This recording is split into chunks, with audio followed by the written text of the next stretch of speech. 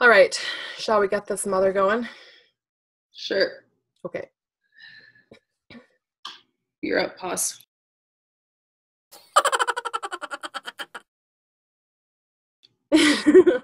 Welcome. Hello, everybody. This is On the Lamb podcast. We are from Southern-ish Ontario. I feel like my brain's skipping around because I'm like, there's a couple things I want to say this morning, but we'll start with, I'm NalediS, the younger sister. What? I'm NalediS, the younger sister. I'm Tamu, the older sister. I was going to set you up with something, but I decided to be nice instead.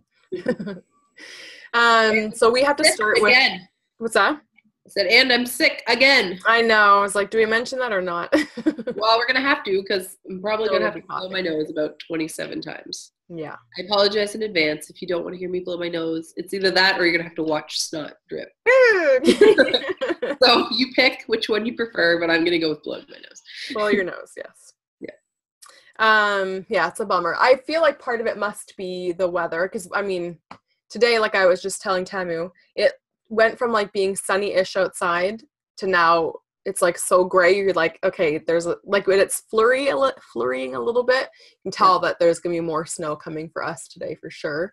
Yeah. You're saying that there's a wind warning, which I didn't see on my weather network this morning. Well, it's the same thing. Yeah, last night we got wind warnings saying that throughout today winds could get up to 90 kilometers per hour. Already today it's been gray and overcast, snowing a little bit, raining a lot. Now the sun's coming out. Like, I don't know what's going on. The weather is confusing me and my body, apparently. So my body's just like, that's it, I give up. He's like, forced me to stay inside by making me a snotty mess. So I feel like that doesn't help. And we were barbecuing. Like, we had made a fire, and we're enjoying our fire pit just days ago. I don't know what the temperature was on that day, but we, like, cooked our food on, like, an open fire, you know? Yeah. In our backyard. So what's that? I put my finger up so that maybe you can cut it out. Yeah, I'll try to.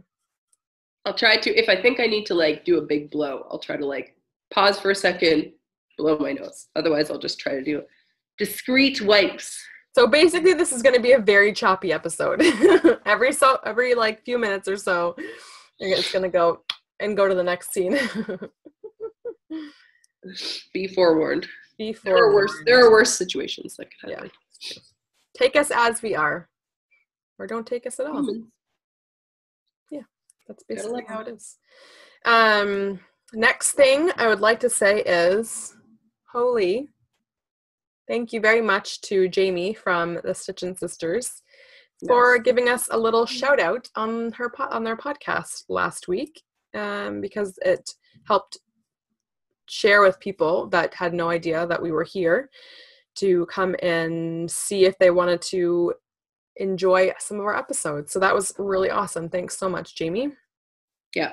No, and I was saying to NalediS that's what I think is so cool about the knitting, yarning, crocheting community is that we all just love sharing information. We love sharing the things that we love with each other because I'm like, why should I be the only one to enjoy this? Everybody should know how cool this is. Yeah. And, you know, like we talk a lot about the things that we love and they talk a lot, like, you know, all the podcasters talk about the things that they love so that you guys can find new things to love or appreciate something in a different way. And, you know, like, part of the fun of doing a podcast is to be able to show the things that you love and to be able to talk more about the things that you love.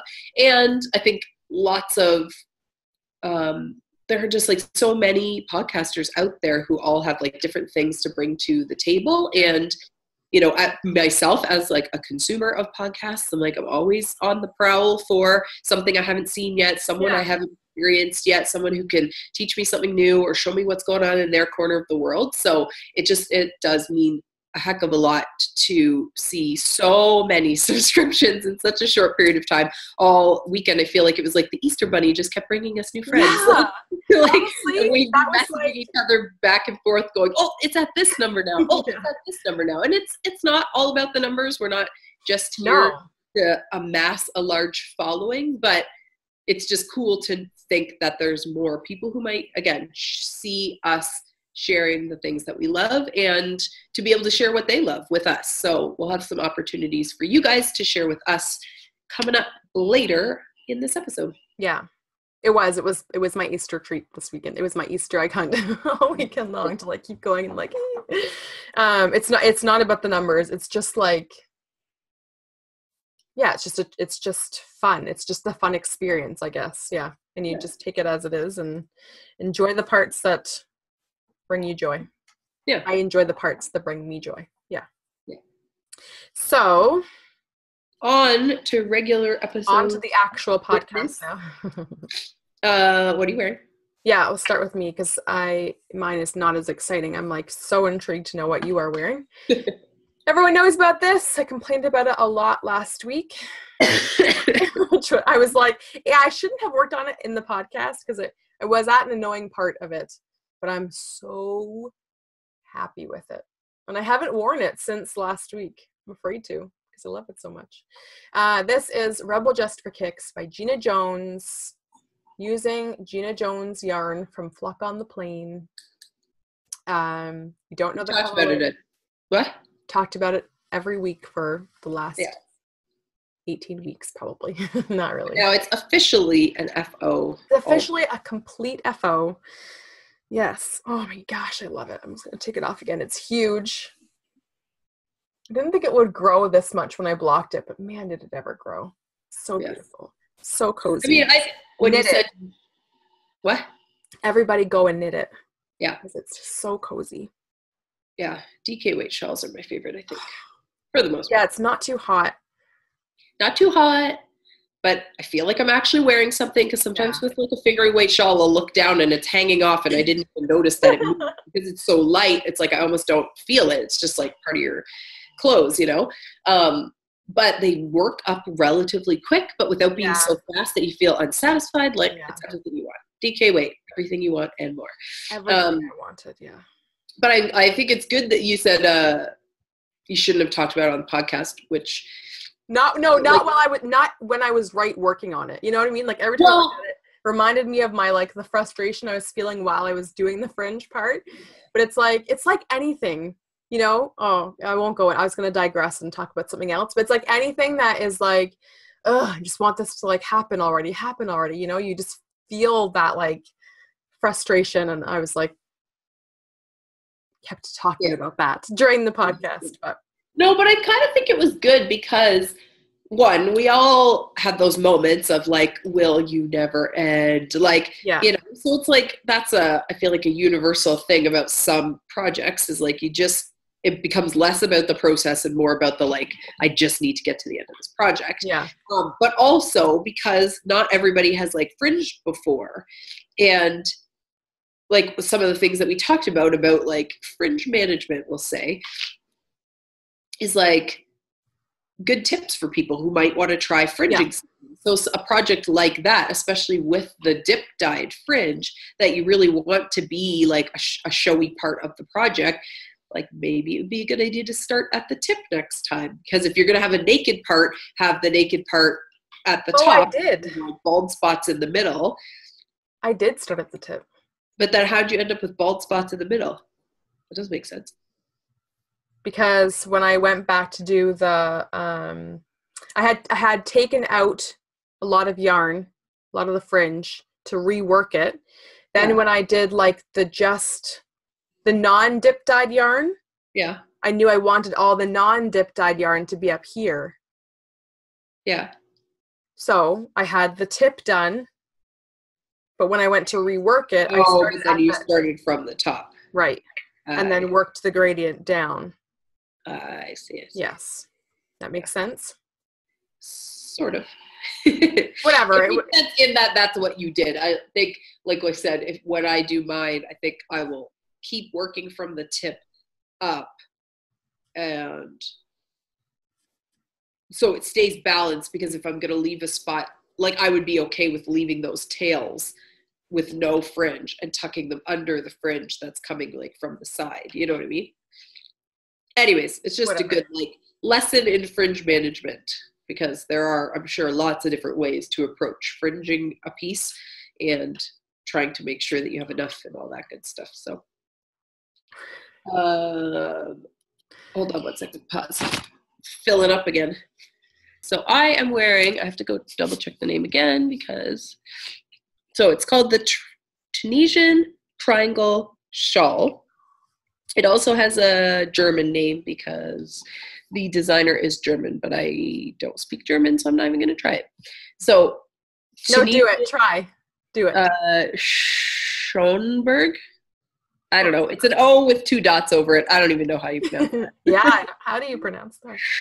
Sewn Berg by Nikki Hirsch. And I think she's Nikki Hirsch on Instagram too, but we'll double check that. So it's just what the title calls it. It's a triangle shawl that's Tunisian crocheted. I think I started down here. I made this quite a while ago, actually. When did I make this? September 2016. So okay. It's been a while. Go back to my Zoom window. Here we go. Yeah, so I think he started at the small end and then alternate 2 sections, and then you get like to the wider part, and then the pattern changes. Wait, can you do that slow again? Because I really want to see that. Slow. Still hold it. Yeah, I like that. So that was, sorry, I missed part of it because I'm frogging something. That's Tunisian crochet? Yeah. Yeah, cool. So for people who have never Tunisian crocheted before or never seen it before, maybe one time I'll talk about it a little bit more because I really love Tunisian crochet. I think it's so fun. I personally describe it as like, and as a big hole because that's how I wear my shawl. Right. And I know some people are like, why would you do that? I'm like, way to keep it on. So what I do, and then it's not supposed to have a contrast edge. I just decided to do that.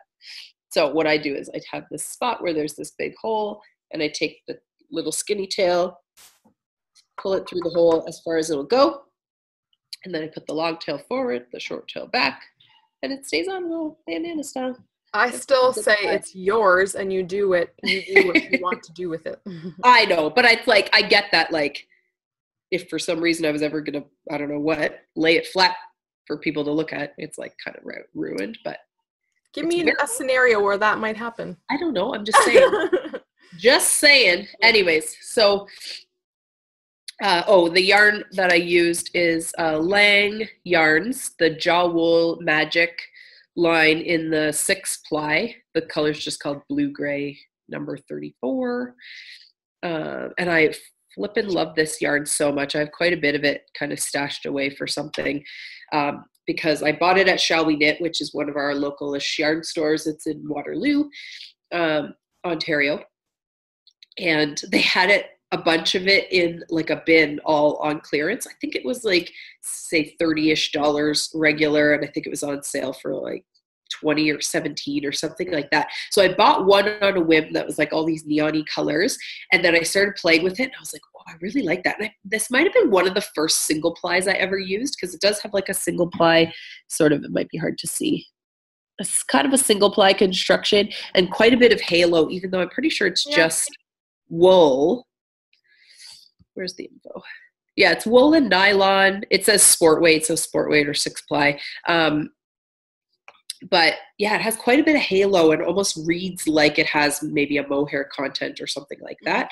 And yeah, so I bought this one and I was like, oh my gosh, I love this so much. I have to go back and get more. So I went back to get more of the same color, and bought this blue color sort of on a whim.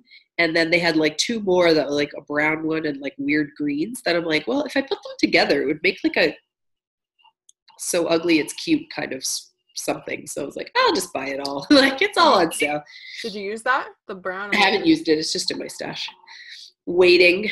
And what I love is that it has this like self-striping, but it's like really soft transitions in this particular colorway. Some of them are a little bit more bold and high contrast, but I love it. Anyways, so Tunisian crochet, if you have never heard of it, is a method. Sometimes people call it like an Afghan hook.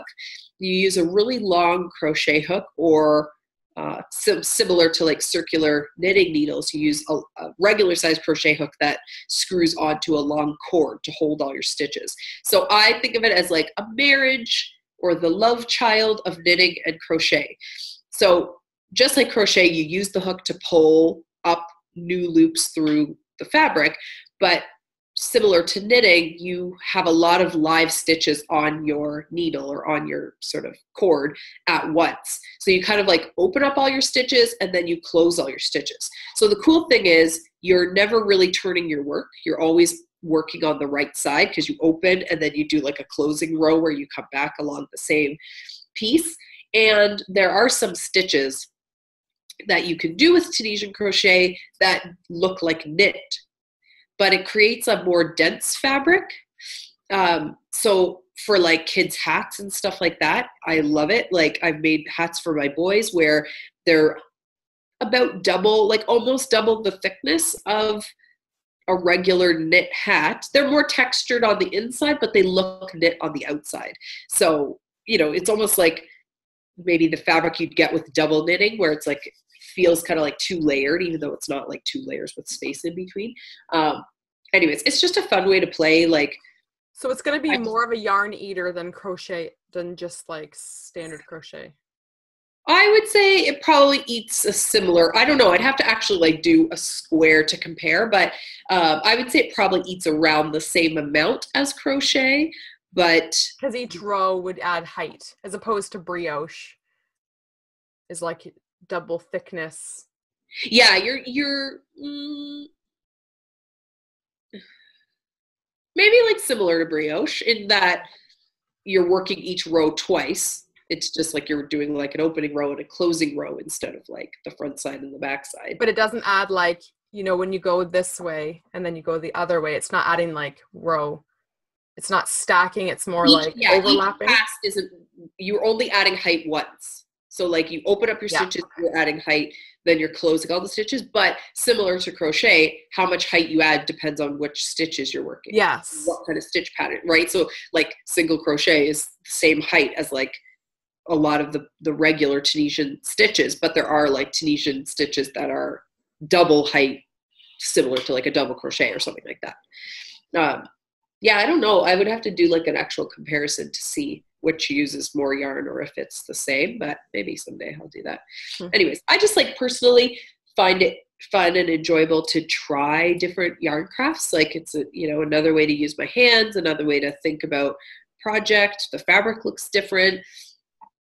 There are some different stitch patterns, and trying new things just for the sake of it is just good for our brain. Totally. And you know, like, yeah, you don't have to like it, but it's just learning something new is so good for your brain. It's good for my brain, and I also find it good for my hands. Like sometimes when I am very I get you. committed into one project or one craft, technique, my hands begin to fatigue more and more and more, like more quickly. But then I switch to crochet or I switch to Tunisian and use my hands slightly differently, which is the same reason I've said before why I'll have like a fingering weight project and a worsted weight project or a DK on the needles at the same time, because even just switching to different size needles and different size yarn forces me to like open my hands into different positions. If I have too many fingering weight projects on small needles on the go at once, I start to feel like that pain and pressure in my knuckles and stuff like that. So, you know, just another way to use my brain, try different crafts. Yeah. And Nikki Hirsch has several crochet patterns that are beautiful and Tunisian crochet patterns that are beautiful. I have another crochet pattern of hers that I made that was possibly one of the more painful patterns I have ever made, but the finished project I love so much. And I just like, I want to make it again so bad, but as soon as I think about it, I'm frustrated before I even begin. So it's just like, it's not hard. It's a lot. Anyways, I'll try to remember to wear it next week because it's so pretty, but I hate it and I love it all at once. That's funny. So that will be a show me, because that will be one I never do. Yeah. You might. Like I don't know how to describe it. I'll show you. I'll try to remember to show you next week, and then I'll talk about it a little bit more then. All right. What are you working on? My sample knit for you. It's I mean, it has a name, but probably I feel like every time we talk about it, the name becomes less and less what you want. So currently it's scrunchies and spandex because of what the original yarn was that you used. It's a cowl. My yarn, however, is Lolo Did It. Oh, you got it right there. The cast on is with Beauty School Dropout, which is a lovely pink color. Probably should show the balls. Show my balls. Show off your balls. Show off my balls. They're a little lopsided. One's bigger than the other. Your genitals. Your genitals. Oh, darn. What was that guy's name? Genitalia. He had like a French sounding name, right? Yeah, he did. He was, I think, French-Canadian. I'll ask Jason because he was the one that brought him into our lives. I don't know why that song is still so funny to me. Like, yeah, I don't know. It was just different. We like didn't expect just to hear that song. I'll plug his name at the bottom if Jason remembers him. I'm sure he will. Anyhow, so they're both Lolo Did It. This is Beauty School Dropout. I can never get the It's like a nice like fuchsia magenta kind of pink color from her tonal collection. Terrible. It just looks gray with a little bit of pink in it right now. I can't. No. Nothing will show.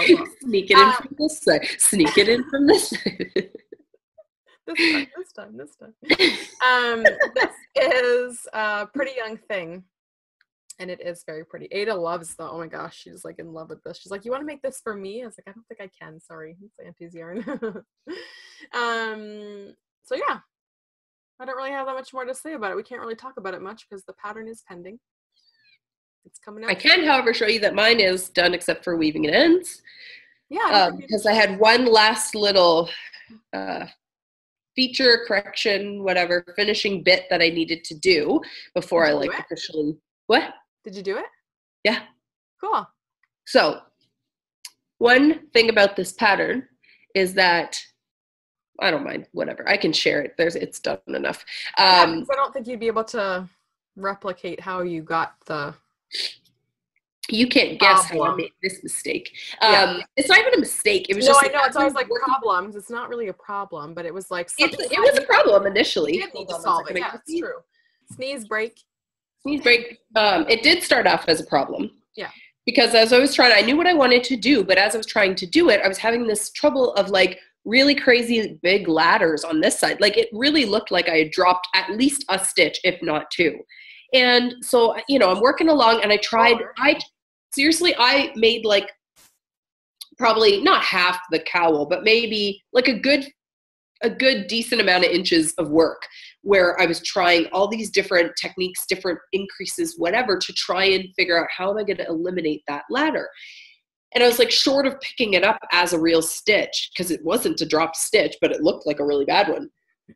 I finally got to a point where I was like, nope, I know what I'm going to do. Busted out a crochet hook, tried a little thing, was like, yep, that's what it's going to be. So ripped it back, started again, and just went with it. So that's one thing that when this pattern comes out, there will be a large bolded print.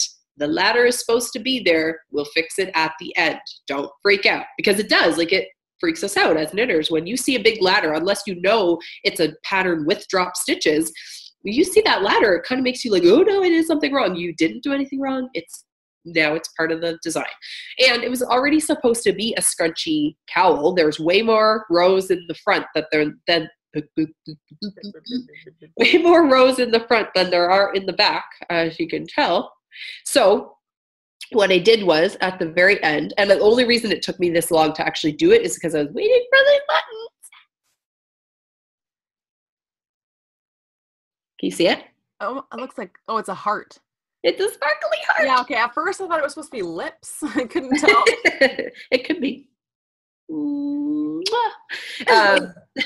So what I did was grab a crochet hook and then picked up the ladders like you were picking up a drop stitch, but instead of doing like one ladder, I did two. So it gives it a little extra scrunch on that side.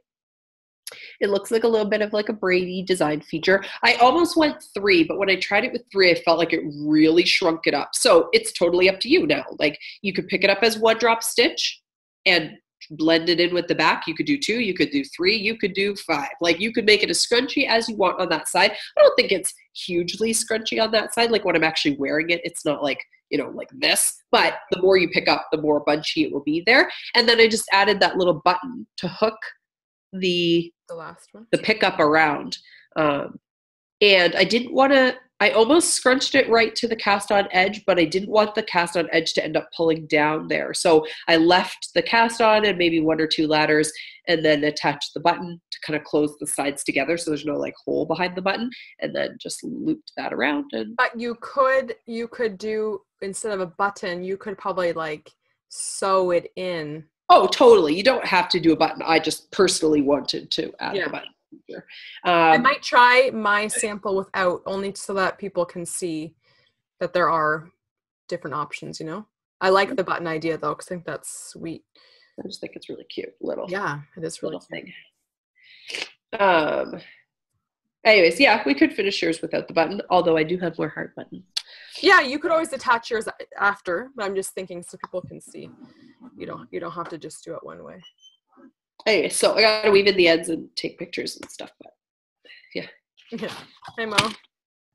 Okay. I don't know what we were talking about. No idea. I think we were just talking about your whip. Yeah, and you had the I am working on my auspice shawl. You had your thing on. Are you done talking about the shawl, the cowl? Yep. Okay. All right. So so that was my podcast whip. I want to have a name for it. Scrunchies and Spandex is what it's called right now. What's your podcast whip? I'm working on my auspice shawl, and I'm getting distracted and forgetting the increases. Oh, are you? Oh, at the beginning of the rows. Yeah. Did you mark? No. I always mark the increase. Or like even if I am working a project, like your Adventures in the Wrong Side, you had like 4 spots where you do your increase, like the eyelet, whatever. Yeah. Or yarn over. I always mark the right side with like a different color marker or something. But on my auspice, I just have a marker on one side, so I remember that's the increase side.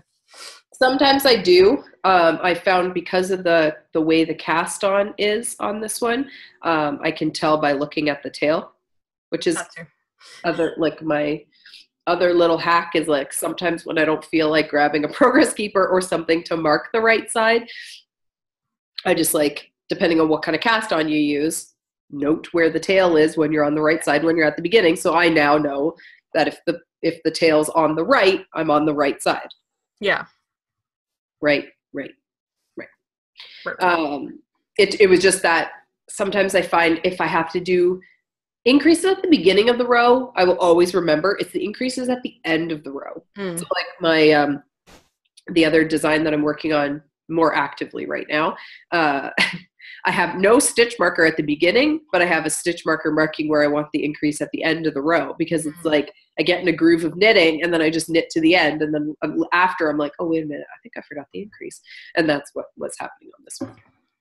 Anyways, yes, working on my auspice shawl. When we get down to talking about contests and giveaways and all that fun stuff, we will talk about that a little bit more. But I want to keep moving because I feel like we've been talking for a long time, or we've been sitting here for a long time and not making progress. Yeah. Usual. So any other whips? Actually, wait, any other FOs? Just your Rebel, just for kicks? Just my Rebel, just for kicks. And really my only one. I don't think I have any other. I feel like my everything is really disorganized right now. My table and surrounding looks like my brain right now. It's just like bleh. I don't. There's everywhere. It's crazy. Yeah, I've only been like working on in progress things, so I don't really have anything finished new besides adding the button to that cowl. And yeah. Okay, whips. You said you have socks going on? I do. I cast on. Oh yeah, I did see your picture. I don't know why. Now that it's funny because now that Easter weekend's done, I'm like, yeah, I'm kind of over you now. I just wanted something. I don't know. I don't know why. I just wanted to cast on some socks this weekend, and it wasn't even intentional that I picked this yarn. It was just because I had started working these before and left them for some reason. I can't remember why. Anyways, I took the needles out for some reason of them, put a lifeline in, went back, and I was like, oh darn. Don't know what size needle I was using because I'm like, I used for the same yarn, I used 2.75 for Jason. I used 3 or 3.5 or something for yours. And I think I might have done mine like in a size in between the two of you. So I was like, I'm not sure. Just have to rip them out and start again. Anyways, and then I realized, oh, these are perfect for Easter weekend. Yeah. Well, you made like a ton of progress. Yeah. We did a lot of activities this weekend. We had one good outing, but otherwise like we just were home and together, and like socks I can play and do vanilla socks at the same time. Yeah. Although they're a little bit not so vanilla anymore. Yeah, so the yarn is Regia 6-ply. I realize now I know the color, but it's because I got them off loveknitting.ca, and loveknitting.ca chose to give these their line of socks like this, or the line of socks like this, the colorways. But if you were to go to like the Regia website, they would not be called party, but these are on loveknitting.ca or .com, sorry. They are party. And I say these are more like Easter peep. Yeah, they're perfectly Eastery. Yeah, so awesome. And springy, like. Yeah, springy and whatever. Colors and stuff. Because I initially was doing them for you, Tamu. Yeah. But, and at that point when I cast them on, I was like, oh my gosh, they're like a little kid's birthday party. But then when I cast them on for this weekend, I was like, no, this is Easter. Yeah. So they're Judy's Magic cast on, Fleagle heel, and vanilla until I got to the leg. And I was like, no, I feel like doing something different. So I'm just doing a twisted rib, not just doing, because I kind of committed to I don't know, I got kind of bored with the vanilla, so I chose to do the twisted rib. So I'm going to do twisted rib legs on both. Fun with that. Might regret the choice. I love twisted rib, but I could only do it for so long before I'm like, and we're done. And I'm committed to a long leg of them. Yep. Whatever. Might be short socks. Yeah, they might be shorter than I think, because I would like to use the whole ball. Yeah. I don't know. I'm pretty good when someone like kind of challenges me to something. I'm like, no, you'll see these on me next week. All right, let's see it. Yeah. You'll see these on me next week, but I will have switched to something like they'll be like twisted rib and then broken rib or something. Yeah. Anyhow, these are so fast. Yeah. 6-ply socks, like sport waist socks. They're like not so heavy that it feels like a slipper sock, but a little bit quicker than a fingering weight sock. It's my favorite. Yeah. So. Oh yeah. I mean, if it was like a fingering weight on like a 2 millimeter needle or something, I would not be doing twisted rib for the leg. I would be poking my eyes out. It would be nuts. For some reason, that made me think of the last sport weight socks that I made, which were the Molly Weasley ones by Nomadic Yarn. And then that reminded me that I finally got Mischief Managed. It hasn't come yet. It's still like in progress, but you ordered it though. Finally caught an update. And I think all she had left. Yeah, she had an update. There's been a couple updates. Who? What? Nomadic Yarns? Yeah. Yeah. Okay. Thought you just said pee poo. Nope.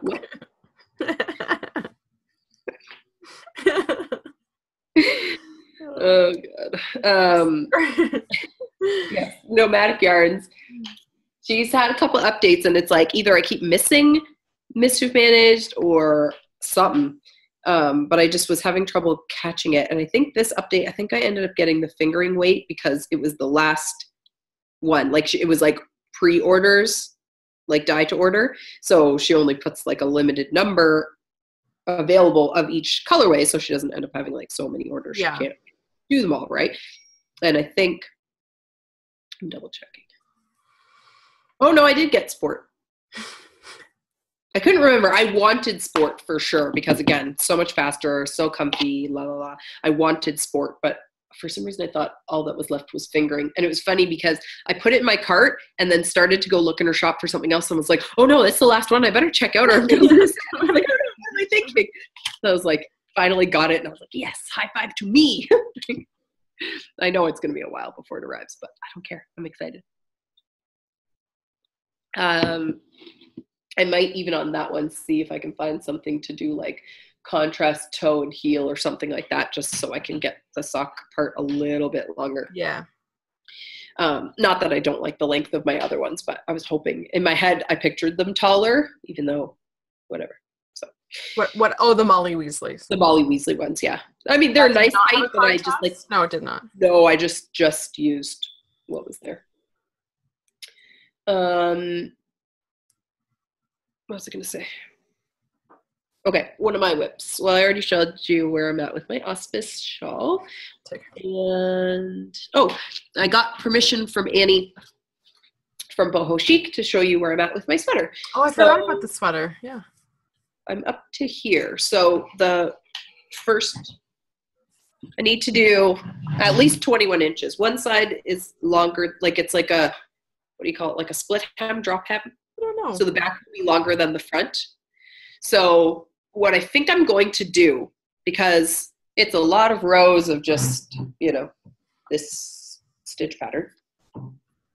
What I think I'm going to do is do the longer side first, the back first, even though the pattern writes for the front to be first. I think I'm going to do the back first because it's the longer side. So then it'll make the front seem short by comparison. Because I've done this to myself before. I agree with you. Short one first because that's the order it's written in. And then when I get to the longer part, I'm like, oh my God, it'll never end. So I'm like, yeah. The only reason, so a couple things. Right now, this is sort of on hold. I want to work on it, but these Licca needles are making me want to poke my eyeballs out. The cord is still super curly despite the weight of this sweater. I mean, it's worsted weight. I can see that. It's worsted weight on a 3.75 needle. So it's like a nicely dense fabric for like a nice warm sweater. And even that is not enough to uncurl this cord. I know I could soak it, like whatever. We talked about this last week. It's not going to happen. So I'm just going to whine about it. But I think the other problem I'm having is that this is Madeline Tosh. What is it? It is, do I have my tags handy? Can't remember. I'm trying to remember because I typed it. I was going to say vintage, but it's not vintage. It's just, yeah, Madeline Tosh Merino, which is her worsted weight, but it's a single ply. And I think it's like the grabbiness of the wool on the wood needle. It's just a little bit too grabby, plus the curliness of the cord. My hands are fatiguing like crazy trying to work on this. So I've ordered 3.75 millimeter tips from Little Red Mitten to go with my Chow Goose so that I can switch this project when they come. So those should hopefully be here later this week and I can get back to this. And then the other thing I wanted to show is how, I think we had chatted about last week, how I had gone on a little adventure to Needle Emporium to get another colorway of this yarn to go with the garnet colorway that I had. So garnet colorway was like a limited edition one that I had in my stash, but I only had about half of what I needed. So I added dried rose. And that's the two of them striped together. Yeah, that looks so good. So there's spots where you can definitely see, when you look close, you can see the stripe, but like the distance that most people will view my sweater at, it just looks variegated. Yeah, exactly. So it's quite perfect. I had done the whole hem in the garnet. Oh, okay, yeah, you can see the difference there. So I think I'm just going to go with that when I do the like sleeve cuffs and the bottom hem for the back and stuff, but it's so much brighter with the striping, hey? Oh my goodness. Yeah. Wow. So I like that. I like it a lot. And I'm okay with the contrast hem because I really wanted to show off that garnet colorway, as we said before. Okay. As I said before, garnet is my birthstone. So that was why I was attracted to purchasing that color, because it's not really a colorway that I would normally choose. Like if I was going to choose something in a reddy burgundy kind of family, I would definitely choose something richer and brighter, not so brown. But generally, I am happy with it, and I'm definitely excited to see the final product because I'm all about wanting to knit more garments this year, even though I still have a lot of shawls on the go. I definitely want to knit more garments. So, well, you already have knit more garments in 1 year than you ever have before, right? Garçonne, Banal Breeze. Oh yeah. Well, but it's not really done. It's still in timeout. But. Right, but it's pretty much done. Like, yeah. You did actually finish the garment. You just have to go back, but I feel like there's something else too. My abalone was last year. Oh, last year I did abalone. I did the slub tee, or the studio tee, I think she called it, and the Free Bird. I think Winter Surf was the year before. I'm on my way though. I'm getting there. Like, I mean, I'm already at what, 2.5 or whatever. I'll have 3 in the first half of the year, whereas I had 3 for the whole year last year. So I'm definitely in the right direction for more garments this year. And I have plans to design at least 1 sweater myself. The plan is in my head, and for some reason it's like every time I get something off the needles and I'm like, oh, I should really cast that on, then like something else jumps on the needles and goes, me first. So like, yeah. Yeah. Do you have more whips? Yes, of course I do. Oh yeah, well, I'll do that after. Well, I guess I'll just show, I don't have that much more to say, really. I'm just going to show this. I've learned a new skill, and I'm so excited, and I just want to do more of it, but I can't right now. It's on hold. So, This is my, this is awkward. I just did. I thought you were saying that was the name. This is mine. This is awkward. Oh, no, me trying to hold. That should be a pattern. Me trying to, like, figure out how do I manage all these pieces. So I want to do the Free Bird cocoon that we were just saying that Tamu did last year. Where's the picture of it? Since I actually printed off the pattern. It's a cabled sweater by Annie Lufton of BohoChic Fibre Company. There's no great picture. Oh, I'll do this first one. Okay, what? Just insert one on the screen. True. Why am I? It'll show up better. It's not like a sweater. It's more like what people would call like a cocoon style wrap. Yeah. That's exactly what she calls it. A cocoon style wrap. So I put this on my Make 9, and I was like, it's beautiful. It's so gorgeous, and it looks so cozy. And then I got like so intimidated by the fact that it's cabled. And then I printed, like, we're looking at the pattern and seeing like it's cables, and you have to read a chart to do it too. I was like, I can't do it. But I finally put my big girl panties on and was like, no, I'm doing it. And this is the swatch anyway. So it calls for 5.5. I thought that was the starting of the spine. I was like, no, this is the back section. It's done. I was like, you're missing some cable. This is it. This is the back. I just need the sleeves now. This is the swatch. It calls for 5.5 millimeter needles, which I don't have. So I did the bottom with 6, the top with 5, and was like, when I actually like blocked it and measured it, I was like, no, I need the 5.5 millimeter. You know, I was just like, it's not that different. Like, oh, it's only 0.5 millimeter difference. You know what I mean? Like, not between these two, but like the 5.5 in the middle. Yeah. And I was just like, I don't know how, especially once it's a full garment. And the yarn is Touch of Alpaca by Lion Brand Yarns, which I think is a newish line for them. The Touch of, how much is it? It's like 90% acrylic, 10% alpaca. Because everyone always says like alpaca hangs. What do they say? It grows. It grows, and then it's like, it's super drapey. Like it just sags. Yeah. I'm like, I don't know. Like, I don't like the cable. The cable's like really tight with the 5. Yeah. It's not bad. I want the garment to be large on me, but then I don't want the 6 and then for it to end up like really stretching out with the weight of the rest of it. I would say it's only 10% alpaca. Yeah. And the rest is all acrylic. So my guess would be it's not going to move a whole lot.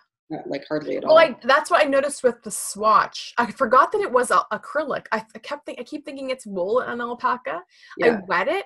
I just gently like squeezed the excess water out, rolled it and pressed it. I took it out of the towel and it felt totally dry. Yeah. Oh yeah. Okay. I thought that would make more sense with wool, but not acrylic. I did not really want to take the water well. Plastic, so it doesn't absorb water. Right. It repels the water would roll off it really easily. Right. Okay. Anyway, yeah, I don't know what I was thinking. That makes a lot of sense though. Anyhow, either way, I think I better just do the 5.5. So I ordered chow geese. I'm like excited about, but I'm also like, that's probably dangerous because now I'm going to be like, I want chow geese. Anyways, the cable, if you've never cabled before, a basic cable is so darn easy. Yeah. Oh my gosh. It's one of those things that's like, I get why it would be intimidating because it is a little weird to like take stitches off your needles and try to rearrange them. But it's like, just go step by step. Like just worry about one stitch at a time. Where does it need to be? Which one do you need to work? Go slow. I had to watch quite a few videos because what I found was people would like show, I watched a video just to like see the technique. People would show what you do on the right side, but they wouldn't turn around and show me what they did on the wrong side. And when I looked at Annie's chart, like if you've ever read it before, it's like you read the chart. When you're on the right side, you read it right to left. Yeah. And then when you turn and do the wrong side, then you read the chart left to right. Yeah. And I didn't know that. I only ever worked a chart in the round before. Well, then that's the video that you would have needed wasn't how to work cables. That was how to read a chart. Right. Well, yeah. So I figured that out after, but I did finally find, how I figured it out was watching, it was a guy's video. It wasn't, was not New Stitch a Day. He was really cute. I can't think. He had glasses on. I'll try and find it and plug his name at the bottom. It was a really helpful video. He did it really slow. He did speed up like the boring parts. Like you don't need the ribbing, right? But his explanation was really slow and clear. And he actually did flip it over and say, okay, now when you're working the other side, you're just going to purl. You're just going to like purl the pearls and knit the knits, like however you see it laid out in front of you. So that's when I was like, oh, the chart is that's the pattern. That's why it's like, it's kind of hard to tell you what to do on the wrong side because it depends on the pattern. I thought when I was looking at it that it was like, I thought each row was somehow I don't know what I was thinking. I was so confused. And I was like thinking you have to like, you cable the right side and the wrong side. No. That's what I was, because I mean, you're only cabling in this one every fifth row. Yeah. You're only reorganizing 3 stitches. Well, 6, I guess, but like you're moving 3 over. Yeah. And it makes this amazing twist. So it looks like it's way more involved. Yeah. Oh yeah. That's why I was like, I was overcomplicating it. That's why I was so nervous to try it. Yeah. And that's why when I looked at like all the information in her pattern, you should have seen me like trying to figure out what the heck I'm doing, like going like rifling through like all the pages, like, and I was getting so jumbled. It's funny. Anyways, I figured it out and now I'm in love. I think in her pattern, if I remember correctly, the cables that go for the spine, I don't want to say they're more complicated, but they're not like a 3/3. It's like a 2/4 or something that when I was doing it, I was like, oh, this is a little bit weird because I've never done like an uneven twist like that or something. It was something like that, but it wasn't necessarily hard. And thankfully I really like the construction of this pattern because it's like a spine and then you work the sides off of it. So to do that spine, that's a little bit more involved or a little bit different than like that, like what I would consider like a traditional, what everybody pictures when they think of cables. You're only ever working like this thin, a narrow rectangle. So it goes pretty quick and it's not, you're trying to keep track of that in addition to da-da-da-da, right? Yeah. And then the sides, like the chart for the sides is like super, in my opinion, it was like really easy to follow. Eventually got really like, I didn't even have to really look at the chart because I just like, it's the same thing, kind of like just read this the work way and then this way. Like, that's okay if the middle, I figured that this was like a really basic stitch and that cabling could get more involved, and that's okay. Thanks for saying that, because I'll just work it really slow, take my time, and just. And it's the same, like, it's not the kind of cable pattern where, like, there are some really amazingly beautiful sweaters, but where half the sweater is a chart, like, because the cables go this way and then this way and then all this, like, you know, really fancy patterning. It's the same thing over and over and over. So it's like, once you get it a few times, then you're like, okay, I just have to remember which row to look at the chart and make sure I work the cable correctly. Like, you know, it's X number of even rows, do this. X number of even rows, do the same thing again. Like, it's not, you know, all these like winding cables and stuff, which are really beautiful, but I'm like, I'm not quite there that I want to tackle that yet, because I'm just like, it's just a lot to keep track of. And cables are one of those things that often when you do one thing wrong, that seems like not that big a deal. I have never really found an easy fix for it, and I often don't notice it until I'm far enough away that I'm like, oh, no, I have to go like all the way back. So I'll lifeline it. Thank you for mentioning that too. I haven't used lifeline in so long, except to like pull the needles all the way out of a project. I haven't like used, like, inserted lifeline and keep going, you know? Yeah. It was last summer, having lifelines like every second row.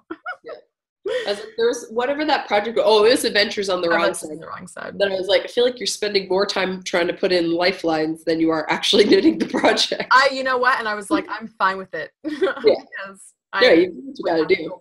I had to go back so many times on that thing. And it's so funny now, like, working Adventures on the Wrong Side again and just like flying through it. And yeah. No problem. You were newer. I was newer, yeah. Okay. Other whip. I have to show it. I can't. I'm addicted. I need to show it. So I'm going to show it. Another design that I have on the needles. And oh my goodness. I'm totally obsessed with this project. I just want to keep knitting on it. I want to do nothing else but just like quit life and keep working till this is done. So this is Spin Cycle Yarns in a limited edition one that they came out with that's called Borderlands. They called it fingering weight. I would call it definitely a light fingering, almost moving towards a lace weight. It's very fine. And, you know, true to their usual yarns, it's got this like hand spun kind of appeal to it. But oh my gosh, look at these colors. Love it. It's some of the colors really surprised me. I was not expecting that like greenish color. Yeah, that one surprised me a little bit, but it's still just like, it looks gorgeous. That's not like I'm not disappointed. It was just a surprise to see it. How fun would that be though, to find like a surprise color in it? Yeah. So yeah, it's 100% BFL. It is so flippin' soft. And yeah, so that's pretty much what I did most of the weekend, because it's, I love this center spine pattern that I used. It's really, it really becomes quite predictable and easy to follow without checking the chart. Once I did it a couple of times, I was like, oh, I know what to do. It's fine. The only like kind of surprise feature or anything that's like you got to pay attention to a little bit more is I did add a little bit of a short row detail, because personally for me it was a little bit shallow in the middle and I didn't want it to be like really long but quite shallow for the whole project. So I did decide to add some short rows just to deepen the center, which I'm happy about. And you can kind of see it because of this stripy nature of the color transitions. You can sort of see one side, you can see it more where, because the colors are a little bit darker, where the stripe kind of gets thinner towards the side where the short rows are, and then thicker in the middle. But to me, it doesn't like stand out and glare at you. It's just more when you hold it up a certain way. So this whole, the whole skein, when I bought it, it was 800 yards instead of like just a 400 yard cake. So I still have not quite half left. So it's still got some room to grow. I'm so excited about it. I just want to knit to the end of it right now and then wear it all day, every day. And one of the things I was talking about last episode, and I have to share it now because, again, it just like tickles me so much. So the name of this pattern will be Beguile. Oh, yes. This stitch pattern down the middle is a slip stitch argyle pattern. So it's going to be Beguile, but the end of it spelled Gyle, like argyle. Which when I actually release the pattern, I will add the definition of Beguile, because I feel like both parts of the definition just fit this so well. So I'm excited about it. Yeah. And it's like I was saying to the lady yesterday, because we were talking about what yarns are going to be needed for upcoming projects and for like doing a sample or a test of this and this and that. And it's just like, when I get really like obsessed with one thing, then in my head, I mentally plan to do that same thing like 25 more times, even though in reality, what almost always happens, sometimes I will do at least one more of something, but what almost always happens is as soon as I get to the end of it, I bind it off, I block it maybe, or weave in the ends maybe, but I bind it off and then I'm like, oh, and I'm done. So I'll like get extra yarn to do another one, or I'll plan out the next one, and then I'll never actually do it because I just get excited about something else, and then I get all in on that project. So quite a few episodes back, I was showing that spin cycle yarn, the Pussy Willow color. It's like really yellow, transitioning to like blacks and browns and stuff. And I was saying, oh, I think I'm going to frog that project and make another one of these. And Nellie's like, well, why don't I knit that one? I'm like, because I want to knit. Because in my head, I'm convinced that I'm going to knit like 3 more of these, all in spin cycle, and they're all going to be beautiful, and I'm going to wear them all the time, and it's going to be amazing. But in reality, I'll probably bind this off and then wear it while I work on something else that I'm equally excited about. Anyways. Yeah. So in my head, I want to push that project up to the top of the list and get it out sooner rather than later. But what I really should do is just finish up the other ones that are like 95%. Yes. So April, you know that I'm not going to let you. Yeah, Jump April forward. should be a month of pattern releases, because there's several that are so Very close. close. Do you have any more whips? Yeah, just my auspice, but I prefer to call it auspice. Yeah. I am like, I could have had this.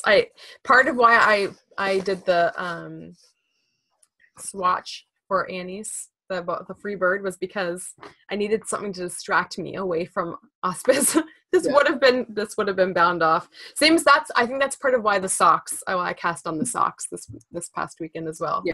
Because this is cashmere. Well, I don't want to put it down. It's so soft. I also don't really want it to be done, but yeah. Oh my gosh. I really want to see it in person, because I want to see how the colors look on the cashmere versus the blue label. Yeah. So, I might as well talk about it now. So last week we announced that we are doing the auspice shawl, or the auspice shawl, for our April sister Cal. And really all that means is just we both want to knit something at the same time together-ish, except for Speedy Gonzalez. I know. Has to rush ahead.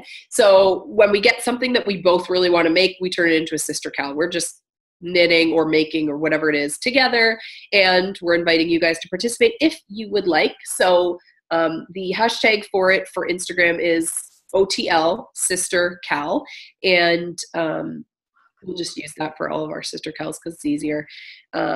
So yeah, it's Lisa Much Auspice or Auspice. We'll put all that information down below. And we're both on this sister Cal. We're both using the same yarn as well. So we're both using Tana's Fibre Arts in the Mona Lisa colorway that we had picked up from her last Etsy update. Mine's on the blue label, but yours is on the purple label. Yeah, what does blue label mean? Sorry, blue label is 75-25 merino nylon, I think. Yeah. Oh, I didn't actually bring the card up, so I can't tell. 80-20, sorry. Yeah, so it's, Tana's Fibre Arts blue label. Oops, blow it out. Which is 80-20 merino nylon.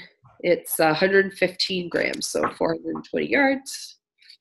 Oh, shoot, now I can't remember I don't know what my blend is. Like, purple label mine's is purple, it's her MTN, and I think it's an 80-10.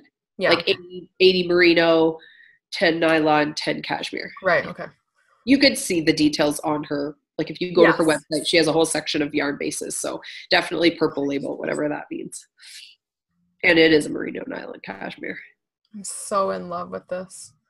Anyways, I'm also doing this not for other people to look at this. I'm doing it because I'm like, I can just hold it in front of me and watch myself look at it. I also intentionally slowed myself down, but apparently more than you.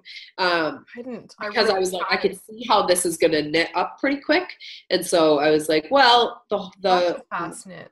The knit along will keep going for the whole month of April. So in April, just post your pics on Instagram using that hashtag, tag us, and at the end of April, we'll do a giveaway from that hashtag trip. And I know there's at least one person. I think my friend Wendy is joining in with us at least. So there's 3 of us. And the prize is Clarky. The prize will be, there'll be at least one prize, and it will definitely be a single Lisa Much pattern of your choosing. I went and double checked because I was pretty sure she had some bundles. We'd love to give you a bundle, but it costs a lot of money. So pick a single pattern when we do the draw.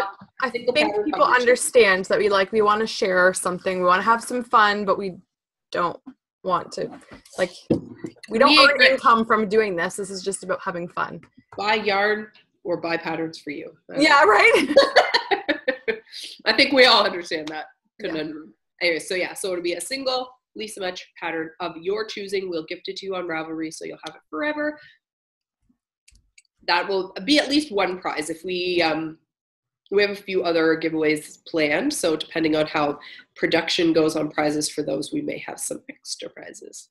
Wink, wink. So, Sister Cal / whips there. Okay, go ahead, Auntie. Okay, so yesterday I was prepping yarn for Jenny F. or Sweater Freak Knits White Light Mystery Knit Along, or MCAL, because I am a sucker for her MCALs. My tilted cowl, I think that was actually my first mystery knit along, and I love it. I wore it so much. I haven't been wearing it as much lately because I've just been wearing some other things, but I still freaking love it and kind of want to make another one. So I felt safe, and I did a test knit for her as well recently-ish that I still can't show. It'll come out in the summer, and then I can show it to you because I love it. Anyway, so I felt safe planning for this mystery knit along with her because I just love her patterns. So she gave some really great recommendations. If you go onto the pattern page for it on Ravelry, or there's a Ravelry group for it, you can get all the details, but she gave some great recommendations for how much yarn you'll need and how to pick the colorways, because you need some like green color and some contrast color, but you can use scraps and mini skeins and whatever you like. So one of her recommendations was you need about 900 yards of your main color, and you can either use like all one color or a gradient of a few colors. So I chose to go gradient route because I don't think I have 3 skeins of anything that match exactly. That's not how I roll. So color number 1 is Lolo Did It's Barely There collection in the ash colorway. So you can see that it's mostly kind of that natural color with just a little bit of black and gray speckled throughout, but just very subtle, not a whole lot of speckle. So that's Lolo Did It. That's color 1. Then I will at some point transition to color 2, which is Tanis Fibre Arts. Again, the blue label, the 80/20, in the Silent Movie, I think. Yeah. People say it's typewriter, but it's not. It's Silent Movie. Silent Movie colorway. So it's more heavily speckled with sort of black and gray, giving it more of like an overall gray tone, but still a lot of lightness. So this to this. And then my third color I've had stashed for quite a while, but what is it called? All these tags floating around. Oh, so this is Vicky Brown. She's not on, I don't think her yarns are on Ravelry, but I think her patterns are. Vicky Brown. She's from the UK. It is a 75-25 sock yarn, and this colorway is called Gray Ombre. So it's a tonal gray. It doesn't actually like ombre or gradient, but it is tonal. So you can see there's a little bit of light spots in there, but mostly it's just gray. So I think this is going to be the main color. And then for my pops, I think I'm going to stick with this, which these are Midnight Cravings. They're, what do they call them? Sock appetizers or something like that. Oh, it's not written on here. I think they called them appetizer sock sets. So this mini is 50 grams, I think. This mini is 50 grams, and then this one's 20 grams. And I think for the pattern, it said you need about 3. Hold on 1 second. Oh, bye, Clark. No, are you going to go downstairs with Daddy? No, I want to say bye-bye. Okay, so it will be your job to help us say bye when we're all done, but we're not done yet. Yeah, we are. Not yet. Yes, we Please are. listen. Quiet. We're going to have to go downstairs. You and me. Okay, let's let Auntie finish, please, okay? Okay, go ahead, I Auntie. think Midnight Craving call these their like appetizer sock sets. So it's 50 gram mini of the main color, 20 gram of the small color. And I think altogether for the MCAL, I need 300 yards of my, contrasting colors. So I'll have more than enough with this.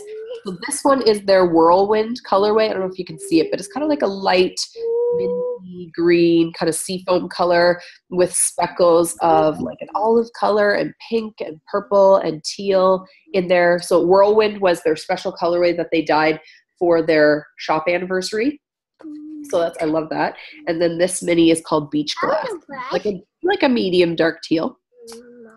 And then this is a one-of-a-kind colorway that you can see also. It's like a baby pink kind of background with more pink, purple, teal, and kind of the same olive. So I thought they go so perfectly together because the speckles are almost the same in both of them, just the background color that's different.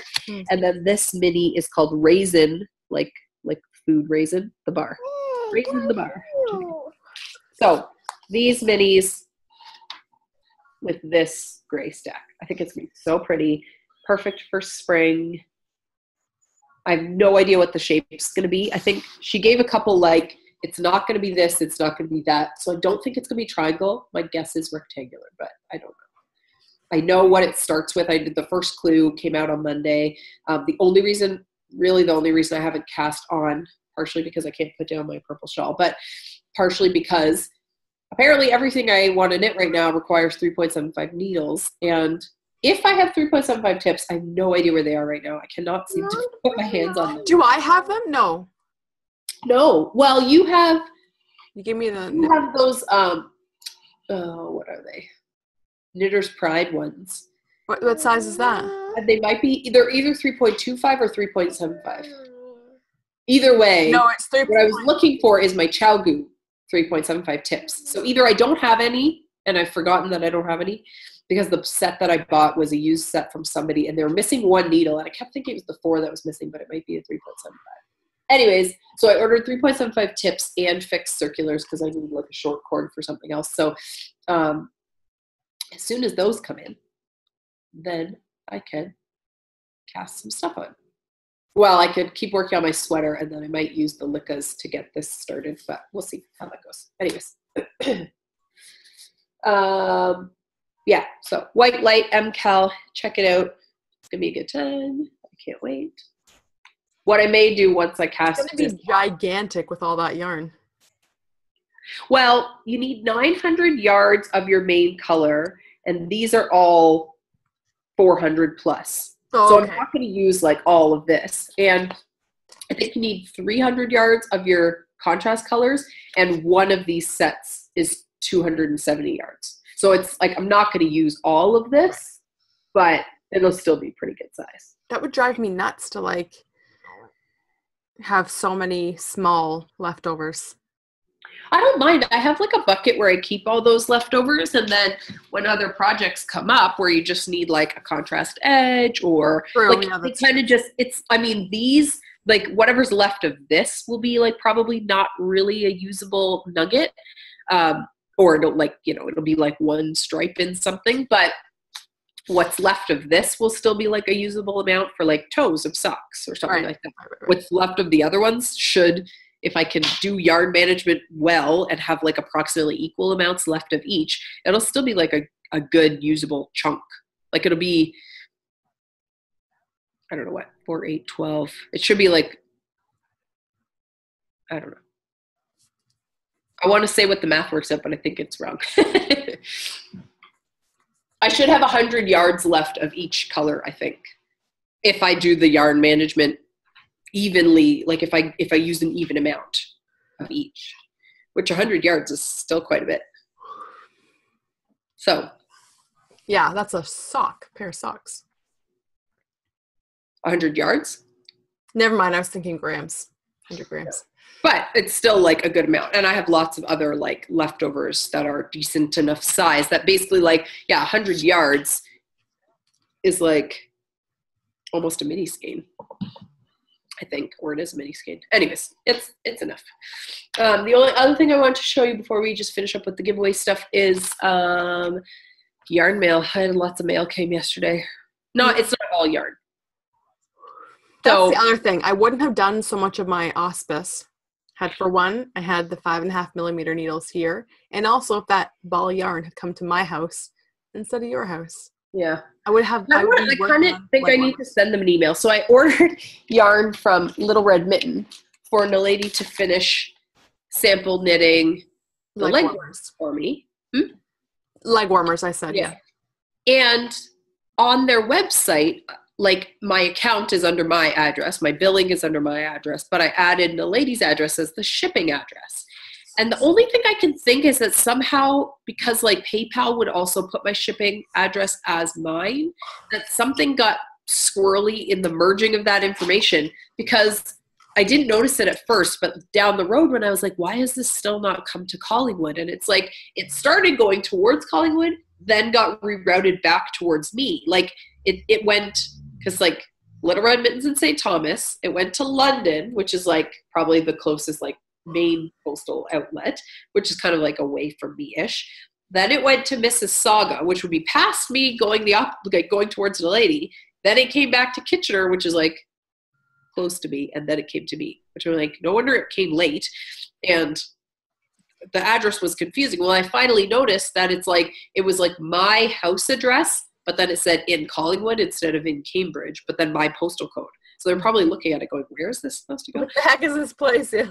Anyways, it's kind of annoying because it would be nice to get that sample finished, but what can you do? The only thing I did notice though is like, so then I ordered the needle tips from them, and my address came up again through like because they kind of send you like a link to the tracking through Canada Post. Again, it had my address listed as that, like as if I'm in Collingwood, but at my house. And I'm like, now I really don't know what happened. So I got to figure that out. Anyway, so what I ordered was the yarn for NalediS to finish knitting the sample. And then, because you can't just order one ball, the Regia Perfect. Nice. It's red and navy stripes that I think are so fun. Nice. Anyways, so there's that. And then I think just because the holiday, it was like everything converged at once. So then from sorry, I can't stop yawning right now. Okay. I'm having a moment. Oh gosh, I can't think of her shop name. I think it's J. Hendry Design. I'll send it to you so you can put it on the screen. Crinkly. I ordered a little fabric yarn bowl. Yeah, J. Hendry Design Co. She's in Barrie, I believe. And I had first seen her at the I'd first seen her online, but I think I found her Instagram through the KW Knitters Fair feed, like advertising that she was going to be at the show. So she had, at the show, put aside this bag for me because I saw it on her feed and fell in love with it. It's so fun, and I love these colors. And yeah, so then I was on her feed and saw this little yarn bowl, and I just thought it'd be so cute to kind of put in my cart for a little like sock project, or to be able to stick in my purse with a little sock project, and then it's like a nice little backdrop for pins. because it's nice and plain, but like soft. So some bags I have are like really dense canvas and it's hard to get the pins through. So this will be a little softer. And then, because I can never just walk away with one thing, I also ordered these scissors from Kelmscott Design. I think that's what it's called. Kelmscott? Kelmscott? I don't know. But just sells them in her shop. And I love that they're called January scissors. They have a few shapes that I thought were cute, but Because my birthday's in January. yes. And apparently they're called January because that's the month they were designed in. I was like, I support it. So what I'm trying to do or am slowly putting together is a notions pouch that just like stays on my little cart and doesn't leave the house. Because what I often find is I have little notions pouches with all the stuff I need, but then they're bouncing around to different project bags depending on what I'm carrying. So I want some stuff that just stays beside the couch on the cart where I normally work, and then the little bags that travel. So fancy things like this will stay in the cart beside the couch so I don't get lost. And yeah, so I'm excited. They're nice and like, ooh, poke a hole in my finger. They're really nice and like dense, like you can tell they're pure metal. So anyways, happy with those. And then the other thing that came is I had ordered some buttons from Arrow Mountain. She's in Australia, I believe. So the little sparkly hearts, which I already showed on my cowl. I just think they're so fun, and they're like a pedestal back. Oh, okay. So I ordered a bunch of those. And I find they slide out because she makes these little, which I think is really fun. She like makes these little like origami envelopes to put the buttons in when she sends them. So like all the buttons are together in one little package, but then sometimes they get stuck in the paper and then they come flying out. Anyways, so then I ordered these little ones. They're mossy green and sparkly, also a little pedestal back. And these ones, which I was thinking that when we get closer to winter, we should figure out some kind of shawl or something to make for Christmas or for winter. Nice. I couldn't resist. I was like, oh my God, they're so fun. So you'd like sew them through the middle there. Cool. Anyways, so I was thinking like, wouldn't that be cute on like a little shawl or a little Yeah, it's pretty. like cowl or something? Little sparkly Christmas tree buttons. They come in a set of 3, which I feel like is like an awkward amount, but whatever. Whatevs. I think that was it. Sounds right. Cool. Anyways, okay, last thing. So, as we mentioned at the beginning, I'm going to look at my book because I wrote it all out so I wouldn't forget anything. So, as we mentioned at the beginning, now our subscriber number is up. So we wanted to do a little giveaway for that. And by little, I mean not really that little. So we're going to do 2 things simultaneously and see how it goes.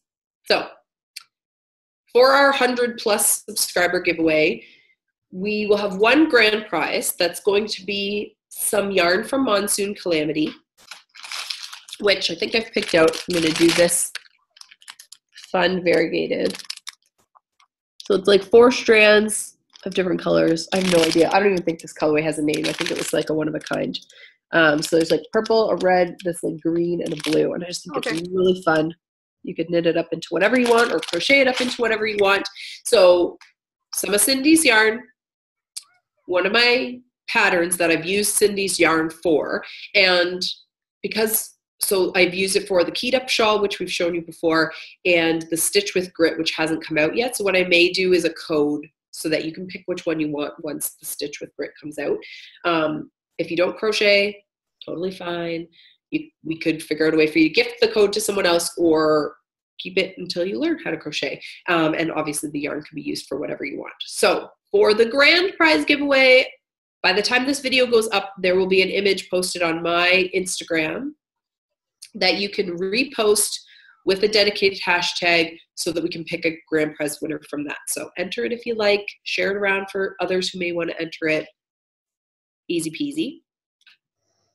And then for the smaller giveaways, what we were debating back and forth was how many people who watch are knitters and how many people who watch are crocheters. Majority one, majority the other, or people who do both.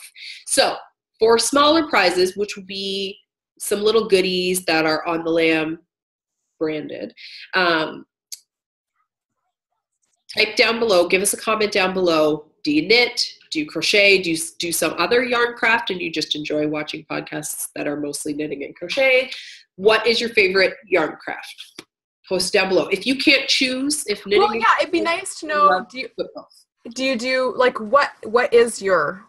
I guess you don't want to do all the yarn crafts, but just like what's your favorite? Yeah, I guess. I don't know what's your favorite. If you can't choose between one and the other and you do a whole bunch and you're like, I equally love them, I just oscillate between them, then list them all. Just one comment per person, please, so we can make it easy to do a random draw. And it'll probably be a few random draws. So there'll be lots of chances for everybody to win. We don't have exact numbers, but hopefully by next week we can tell you approximately how many prize packs there will be. And then, yeah, so comment down below so that we can choose you and send you some goodies.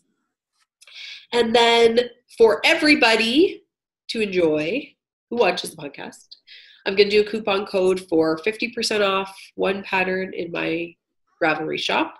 The code, which the lady, when she edits, will add to the bottom, will be 1HUNDO, as all one word. And you'll get to celebrate our 100+ subscriber giveaway, and you'll get 50% off one pattern of your choosing. So,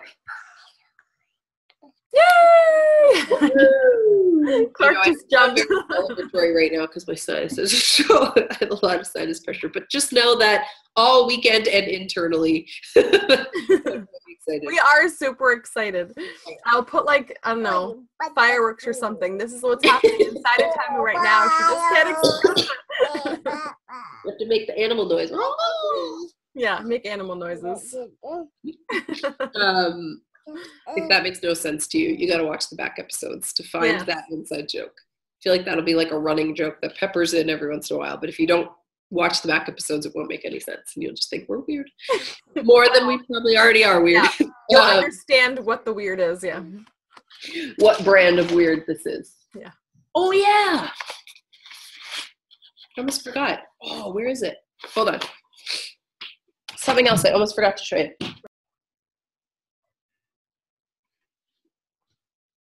Okay, so I think on the last episode of the Grocery Girls podcast, they were mentioning shawl fasteners and stuff by, dang it, what's her name? Lisa something? No, Leslie something? Leslie Wind. And we'll get you an Etsy shop link down below. She had done like a coupon code for the Grocery Girls, and she hand makes these different kinds of like shawl fasteners as well as like knitting tool jewelry. So like if you've ever seen the like a yarn, like a darning needle, but it's like twisted metal. It looks really pretty. So people wear them on their necklace, but then it's also you can actually use it. So I meant like jewelry to go on your knitting tool. Is like you like. No, but it's like you can wear it as jewelry, but then it also is like a functional tool. So this is one of her. I can't remember exactly what she calls it. This is like a terrible segment because I completely forgot that I wanted to show it today. I'm not prepared. It's like held on by tension, so you kind of like loop it in from one side. I'm gonna go. I'll take one too. Okay, so you like push it in from one side. And then scrunch up your knitting a little bit or your shawl or whatever you're wearing. And then like hook it in from the other side. So it like holds it together just like with no pins or anything. Which I think is super handy because I have other ones where it's like two pieces. And I'm like, sometimes I have a little hard time like getting it through. So I was very excited about this. I did order something else from her that I will show down the road. But it's top secret right now. Anyways, so Leslie Wind, very cool. Yes, sorry, I'm distracted. Anyways, that is all. all the giveaway stuff. I guess we'll put stuff on the screen. We'll put stuff down below. We'll remind you. The 100 subscriber giveaway, we will draw for the small prizes next week. Because we just want the comments on this episode. I don't want to have to go to 3 different episodes to look for people. So comment down below. We'll do the giveaway. We'll do the draws. So comment until when? Or are you going to post? Sorry, I'm distracted because I have company. Did you say where you'll tell when the contest closes? When's the last day people can comment and stuff? Well, we film on Wednesdays, so let's do Tuesday, whatever that date is. Hold on one second. This is our first giveaway, so we're just working up the kinks. I told Tam, I was like, you're in charge of this because I can't. What are you doing? I can't. I don't have any more brain space right at this moment for obvious reasons. So we're still figuring this out. So thank you for your patience with us. Okay, so the contest will close. The last day to comment on the thread will be Tuesday, April the 10th, so that we can do the draws. I can do the draws Wednesday morning before we film. This podcast should be up tomorrow, which will be Thursday the 5th. So that's a good chunk of time to watch, get your thing in, get your comment down below, enter, and by the time this airs, I will also have the code all set up for Ravelry and the image set up for Ravelry for you to share for the grand prize. So I'll put all the grand prize details on Instagram and the draw stuff down below. All right? So look all the places. You'll find some. You'll find some giveaways to enter. And otherwise, we'll check you later. See you next week. See you next week. See you next week. You're on, people. You're on. Bye. Bye. Good night. Bye. Bye. Bye.